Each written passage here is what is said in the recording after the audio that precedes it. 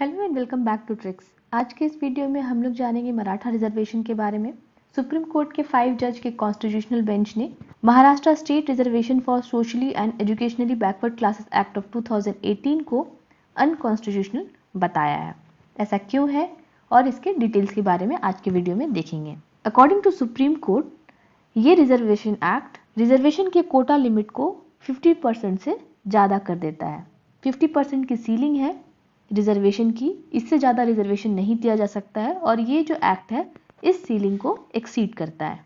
Supreme court ने ये कहा कि ये जो एक्ट है ये एक्सेप्शनल सर्कमस्टांसेस की क्वालिफिकेशन को अचीव नहीं करता। ये एक्सेप्शनल सर्कमस्टांसेस किस में दिए गए हैं? इंदिरा साहनी केस में। इंदिरा साहनी केस में 50% की सीलिंग सुप्रीम कोर्ट ने डिटरमाइन की थी कि इससे ज़्यादा रिजर्वेशन नहीं दिया जाएगा, टोटल रिजर्वेशन।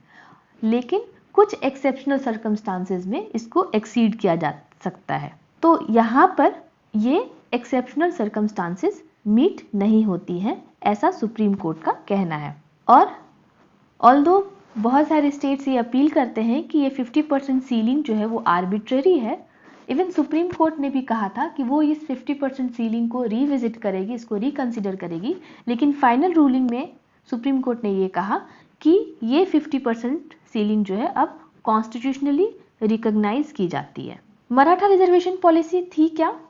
तो महाराष्ट्र ने एक state backward class commission appoint किया अंडर जस्टिस MG गायकवाड़ ने। इस कमीशन ने रिकमेंड किया मराठास के लिए रिजर्वेशन इन 2018।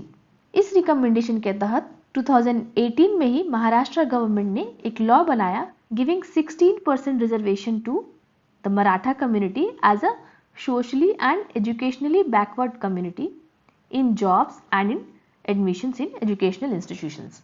लेकिन ये इस 16% रिजर्वेशन देने के बाद टोटल रिजर्वेशन की जो सीलिंग है वो 50% से एक्सीड कर गई। इसको इसलिए बॉम्बे हाई कोर्ट में चैलेंज किया गया। बॉम्बे हाई कोर्ट ने इस रिजर्वेशन को घटाकर 12% कर दिया एजुकेशन में और 13% कर दिया एम्प्लॉयमेंट में। इसको फिर से चैलेंज किया गया सुप्रीम कोर्ट में और सुप्रीम कोर्ट ने इस पूरे ही एक्ट को अनकॉन्स्टिट्यूशनल बता करके स्ट्राइक डाउन कर दिया। अकॉर्डिंग टू सुप्रीम कोर्ट, जो मराठा कम्युनिटी है वो डोमिनेंट फॉरवर्ड क्लास है, वो कहीं से भी बैकवर्ड नहीं है। दूसरा कि जो 102nd अमेंडमेंट एक्ट है 2018 का, वो स्टेट से ये पावर ले लेता है कि वो किसी भी क्लास, किसी भी कम्युनिटी को बैकवर्ड डिटरमाइन कर सके। ये पावर अब सिर्फ सेंटर के पास है कि वो किस कम्युनिटी को सोशली एजुकेशनली बैकवर्ड क्लास मानता है। यानी कि अब केवल एक लिस्ट, सेंट्रल लिस्ट होगी जिसमें ये दिया रहेगा कि कौन सी कम्युनिटी सोशली और एजुकेशनली बैकवर्ड है। स्टेट्स केवल अब सजेशन दे सकते हैं कमीशन को, सेंट्रल गवर्नमेंट को, प्रेसिडेंट को। उनके पास ये डिटरमाइन करने की ताकत नहीं है। तो यहाँ देखा जाए कि स्टेट के पास पावर नहीं होते हुए भी स्टेट ने ये डिटरमाइन किया, तो ड्यू प्रोसेस ऑफ लॉ जो है वो वायलेट होता है। तो ये जो स्पेशल रिजर्वेशन मराठास के लिए दिया गया, ये वायलेट करता है पहले तो राइट टू इक्वालिटी, क्योंकि सीलिंग को एक्सीड करता है। आर्टिकल 14 को एक्सीड वायलेट करता है और article 21 due process of law को वायलेट करता है। इन दो चीजों के बेसिस पे ये एक्ट अनकॉन्स्टिट्यूशनल है, ऐसा सुप्रीम कोर्ट ने कहा। इंदिरा साहनी केस क्या था? 1978 में प्रेसिडेंट ने एक बैकवर्ड क्लास कमीशन अपॉइंट किया अंडर BP मंडल, क्योंकि प्रेसिडेंट के पास पावर है अंडर आर्टिकल 340 कि वो एक बैकवर्ड क्लास कमीशन बैठा सकते हैं। इस कमीशन ने रिकमेंड किया 27% reservation for backward classes. Backward classes की पॉपुलेशन थी 52% इन द कंट्री। उसी बेसिस पे उनके लिए 27% रिजर्वेशन रिकमेंड किया गया। 1990 में इसको इम्प्लीमेंट किया गया, यानी कि 27% reservation for backward classes in jobs and in admission और 22.5% reservation for scheduled caste and scheduled tribe. Total reservation हो जाता है दोनों को मिलाकर के 49.5%। 1991 में फिर डिसाइड किया गया कि 10% इकोनॉमिकली वीकर सेक्शंस को रिजर्वेशन दिया जाएगा इन जॉब्स। लेकिन जब इंदिरा साहनी केस का रूलिंग आया 1992 में, तो ये चीज को स्ट्राइक कर दी गई कि ये जो है 10% रिजर्वेशन वो 50% को एक्सीड करता है। हालांकि फिर 2019 में गवर्नमेंट हमारी लेके आई 103rd अमेंडमेंट एक्ट, जिसमें कि 10% रिजर्वेशन दिया गया है इकोनॉमिकली वीकर सेक्शन को इन जॉब्स एंड इन एडमिशंस। अब टोटल रिजर्वेशन हमारा हो जाता है 59.5%। इंदिरा साहनी केस में ही सुप्रीम कोर्ट ने कहा था कि एक्सेप्शनल सर्कमस्टांसेस में 50% सीलिंग को एक्सीड किया जा सकता है।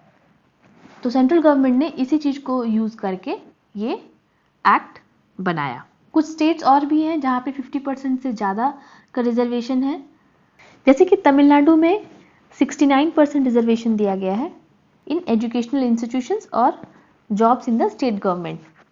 और स्टेट गवर्नमेंट ने क्या किया कि इस रिजर्वेशन एक्ट को डाल दिया 9th शेड्यूल में।